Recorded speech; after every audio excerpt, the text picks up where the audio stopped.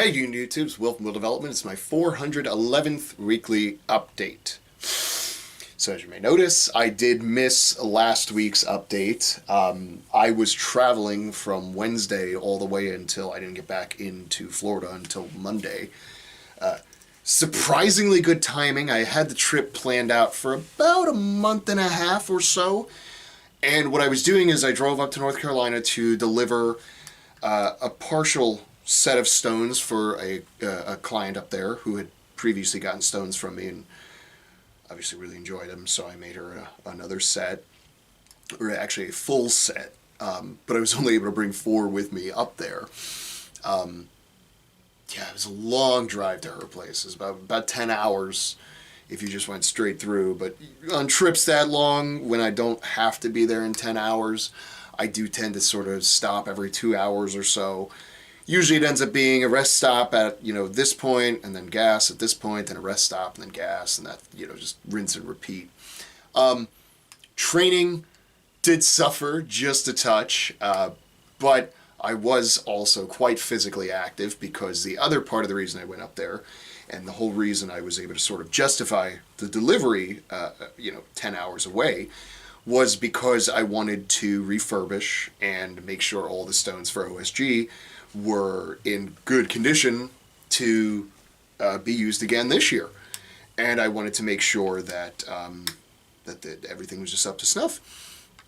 And the funniest thing is, before I even went up, I was saying if 20 of them are usable and good to, I can make them quality again, and 4 of them need to be redone, I'll be fine with that. And that's actually exactly what happened. Was 2 of the sets of stones, and I actually can't wait to get them back here, in my work area, and my intention and plan is to actually just crack 2 of them open with my hammer drill and just really see what the hell happened, because it might have been during shipping they just got beat up way too much to the point where they just lost little pieces out of them, but they were just to the point where I could have spent 2 hours on each stone and they still would not have been up to the standard that I have, especially today, but especially for a world championship.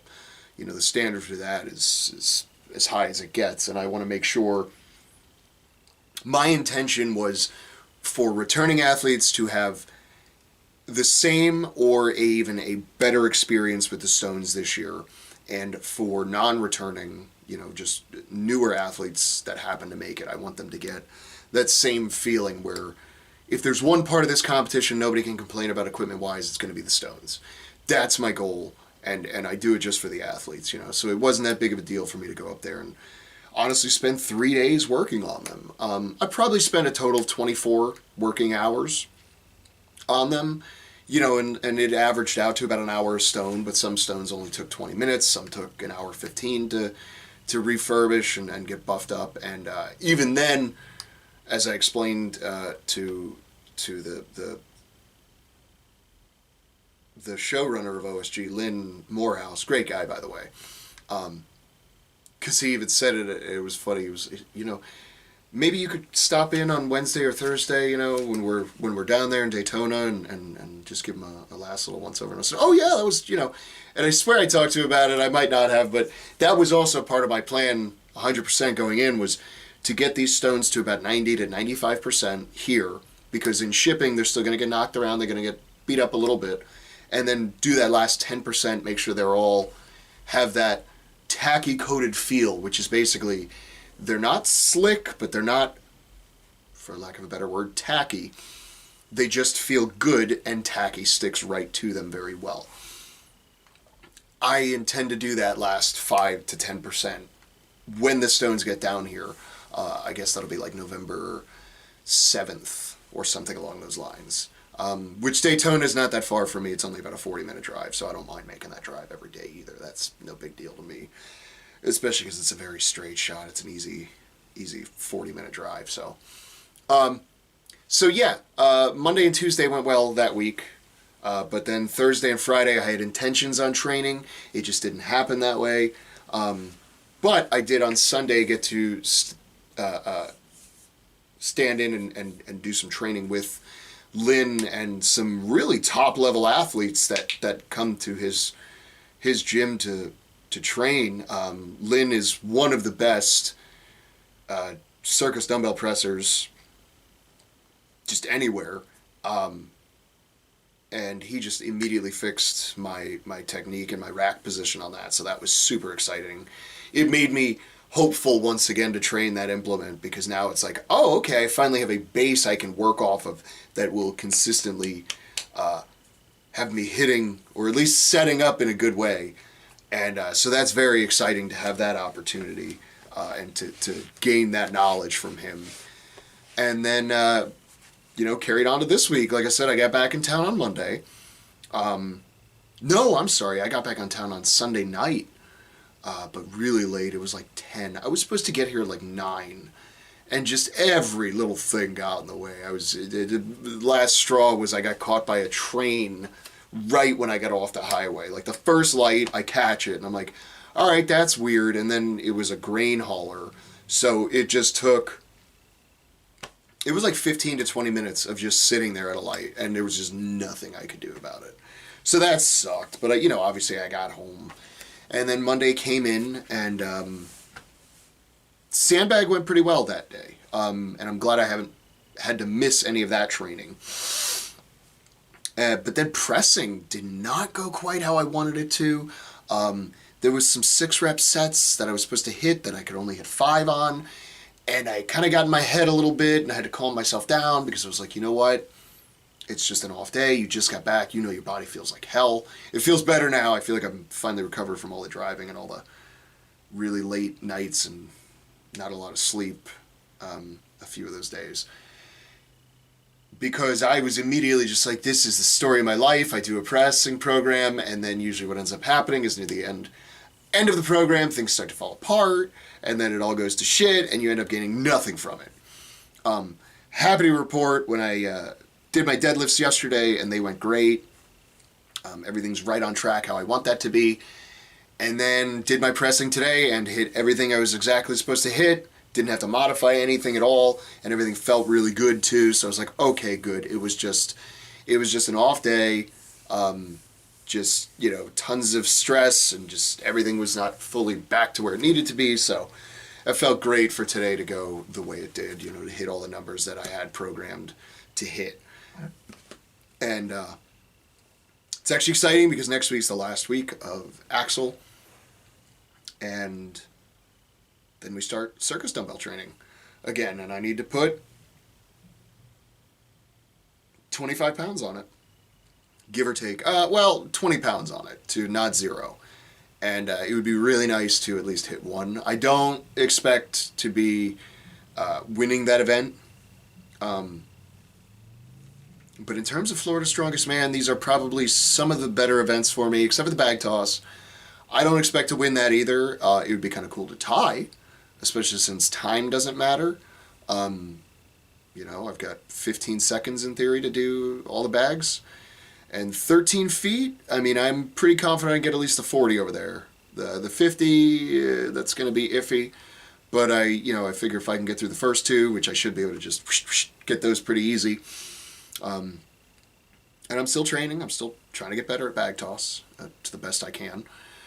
But yeah, if I can get those 2 done in, 15 seconds for both of them, which I really feel like I can, that'll leave me 45 seconds to get the rest, I figure I can get the next one done in about 10-ish, and then that 50, I should have 15 to 25-ish seconds to get that 50 over. And I'm gonna try my damnedest to do it, for sure. Like I said, 13 feet is lower, so I've got a hell of a shot of getting it. And basically, I'm anticipating the other competitors to get to that too, but it doesn't really matter time-wise. It's just however many you get over, which is an interesting way to do that event, because it's going to basically, as long as I can keep up, regardless of time, means we'll tie, which I'm okay with that. We'll just share points, because the deadlift and the sandbag event, my work capacity is shooting up like crazy. Every week it's getting better and better, which I'm happy about. and I've got plans going into those, both of those events, and I don't see myself losing the deadlift because things on that are going very well. My timing on it is going very well. My work capacity on it is going very well. So as long as I can get to the strength level that I want to be at and continue having that same work capacity I'm working with a higher intensity, I'll be more than confident with that one. And then the sandbag, I'm putting in tons of work. I already knew going into this I won't zero it, so as long as I don't zero that dumbbell, I have a really good shot at doing very well. Like I said, this particular Florida's, the events are actually really, I mean, they're good for me. Other than the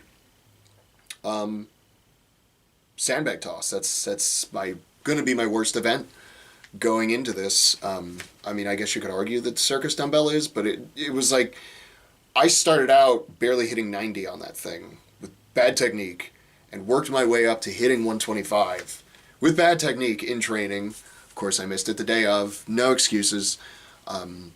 It's my own damn fault, honestly. But,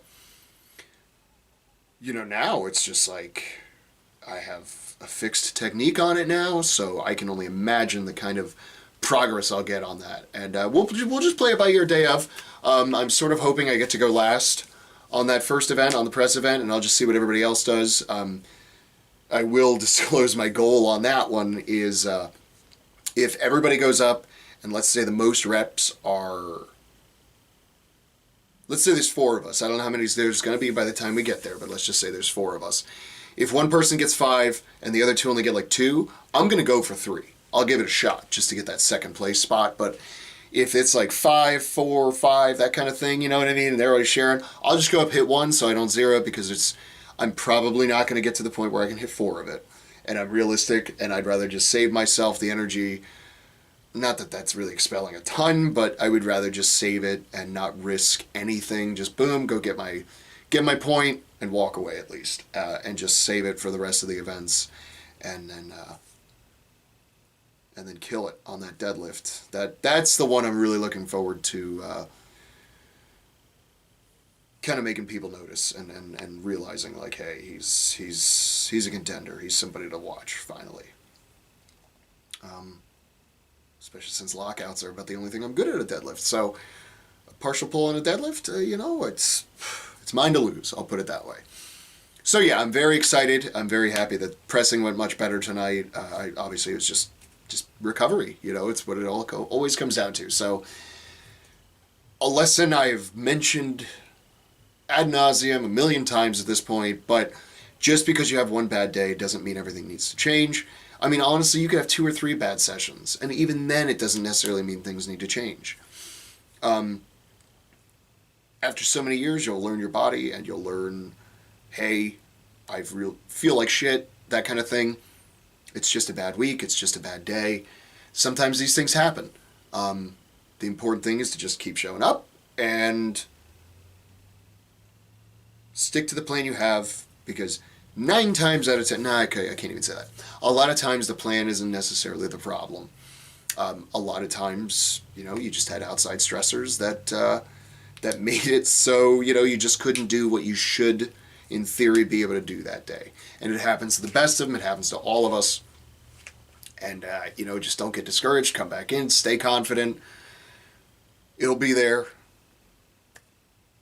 Yeah. And just, believe in yourself. If you don't, then what's your excuse?